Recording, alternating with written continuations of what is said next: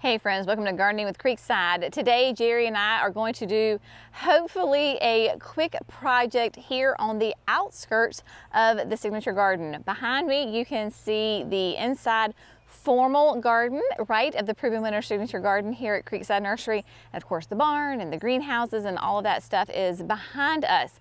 We told you from the very beginning when we were doing these Proven Winner Signature Garden that we were going to have that formal garden in the center, right? So very structured, very formal, straight lines, all the things. But as we go through the months, the years, and beyond, we are going to have gardens outside of that formal space. We've started on it with some, and then today we're going to continue it because we have got some gorgeous plants, some beautiful shrubs that I cannot wait to add, and then we've got some annuals that clearly need a little bit of TLC, but I'm going to show you how easy it is to take care of these annuals that are not looking their absolute best, but that's okay because I know that they will handle life like a champion in this spot. So let me give you a little idea of where we are. You have, of course, that interior of the signature garden. The pond is right here, and then we have started those flower beds here alongside the creek. So the creek is right here. Basically, when you come and you see these giant trees, the creek is right there. As we come around, you're going to see the shrubs being laid out. You were with us in the fall when we planted this redbud tree. This is a Midnight Express from Proven Winners. It is a redbud, a very happy redbud that is quite prolific in its growth and very vigorous. It has massive heart-shaped leaves on it, right? I mean, these things are huge.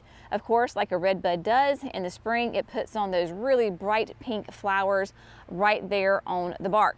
So what we're going to do is we're going to come in and kind of plant this nook a little bit. Can you see what the star of the show is for right now? Oh my goodness. This is Fairy Trail Bride.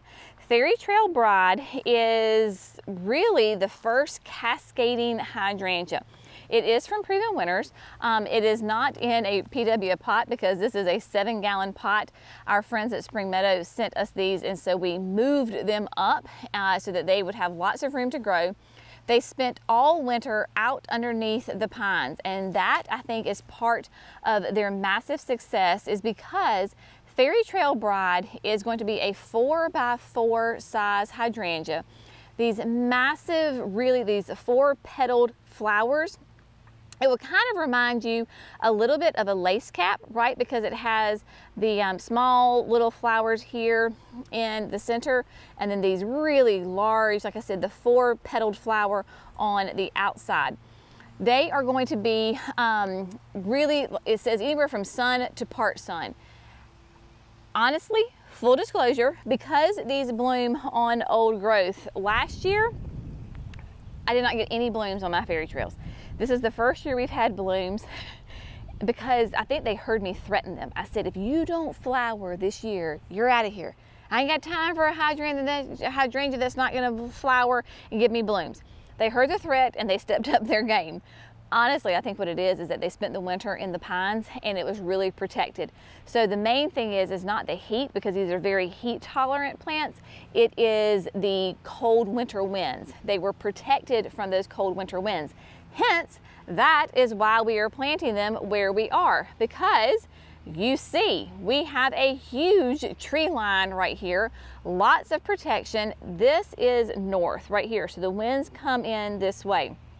They have lovely trees that are going to give them protection from those cold winter winds. We have 3 that we are planting, and so that is perfect because I kind of like doing it off-centered. I didn't want to have a complete arc behind it. I wanted to have 1 over here and 2 over here. These 2 guys will start to kiss each other at maturity. So we have the Fairy Trail Bride. Then down here, a little bit off, kind of, it seems like right now that it's off to by itself. This is Aphrodite. Aphrodite is a sweet shrub and such a fun, it is a deciduous shrub, but y'all look at those beautiful maroon flowers. They're just gonna keep blooming and blooming and blooming. Gorgeous pop of color. The reason that this plant is sitting here kind of off by itself is because it will get 6 to 10 feet tall and wide. So what we do is half of 10 is 5. So imagine at maturity, this thing will come out 5 feet. Your Fairy Trail Bride, it gets 4 feet wide, so it's gonna come in 2. So you need at least 7 feet between them and more if you want those two shrubs to be able to breathe and kind of stand independently apart from each other. So we have those, and then lest we forget this one, we're going to come over here right quick. We're going to plant a climbing hydrangea. So this is Flirty Girl, and this is the last Flirty Girl at the nursery. Oh my gosh, I was showing you Flirty Girl multiple times and y'all gobbled her up, and I was like, oh my gosh, I have got to get this hydrangea before they're gone. So I was able to get the last one. She is going to be planted at the base of this nice, big, huge tulip poplar tree. So the climbing hydrangeas is considered a false hydrangea. They do not harm the trees that they grow. So it is not like kudzu, it's not like grapevine, it's not like honeysuckle. It is not going to hurt the tree. So we're going to plant it as close to the base of this poplar as we can get. The roots are going to determine how close we can get it. But as you see right here on the stem, right on these tendrils, you can see right here these little hairs. They're going to work themselves into the trunks and the nooks and the crannies of the tree, and they're going to attach themselves. So you can see the flowers already of this Flirty Girl. Really fun, open, very light, airy, reminiscent of a lace cap. Flirty Girl is that false hydrangea vine. Like I said, it is going to be hardy in zones 5 to 9, part shade. And then can you see that size? 40 to 50 feet tall, 4 to 7 wide. And so that is why you want to plant it at the base of something where it can just go. This tulip poplar is quite large. So this is the perfect tree for it. It is the perfect spot because as you can see, here we are at like 5:30 in the afternoon. It is getting that kind of that dappled light. It is a very bright spot, but it is not going to bake, especially in the hot afternoon sun. So this is a really fun spot for it. And so we're going to add that. And then last, but certainly not least, is we have the annuals over here that need a little love, right? It is the Surefire Rose Begonia. I love Surefire Begonias. These got left in the greenhouse way too long, and they are trees. So I'm gonna show you, I might give some of you a heart attack. What I'm gonna do is really prune them. They will be just fine. They will be happy. They will be very, very tight. Once I am done with them, they're gonna look terrible, but in 2 weeks, they're gonna look amazing. So you're just gonna have to trust the process. I got my main man over there, and so we've got the Power Planter augers. We have Jenny's 5-inch drill bit right here, the auger. We'll use that for the annuals. And then for the shrubs, we have got the 9-inch over there. So got our biotone, we got our proven winners, continuous release fertilizer. So without further ado, we're gonna get everything set up, get these babies in the ground.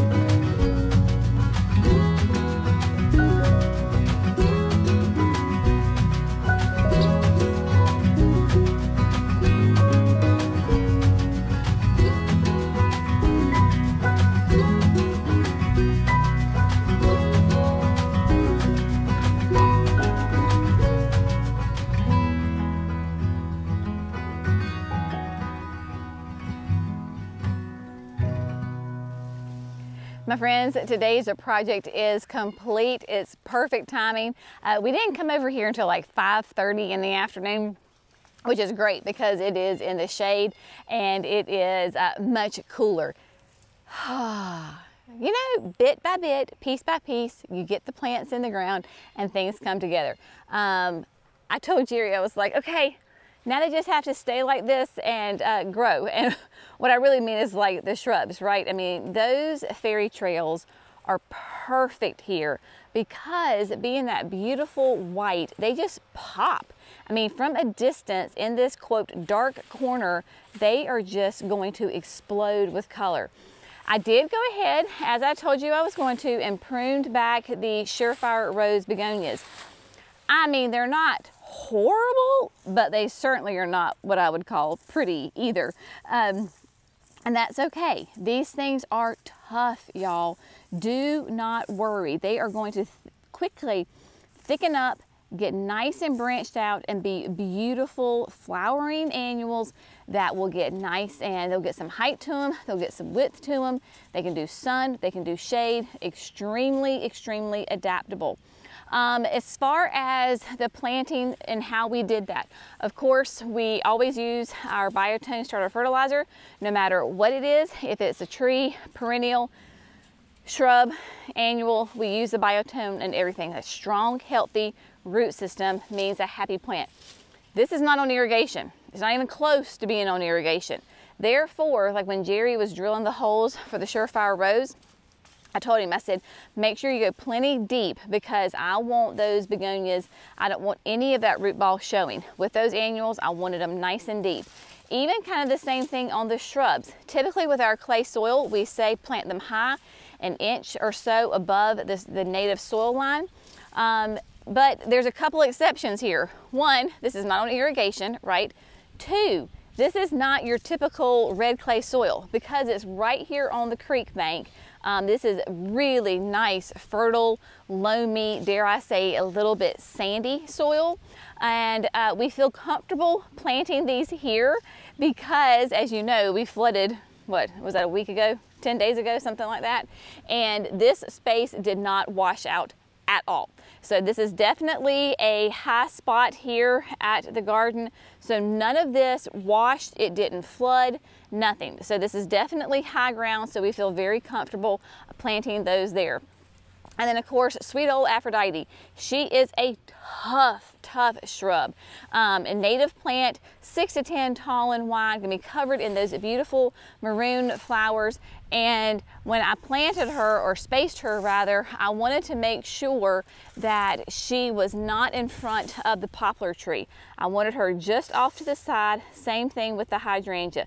I love that tree. I don't want to hide that beautiful gray trunk, and so we want to have that nice and open and exposed. And then of course, last but not least, we have old Flirty Girl.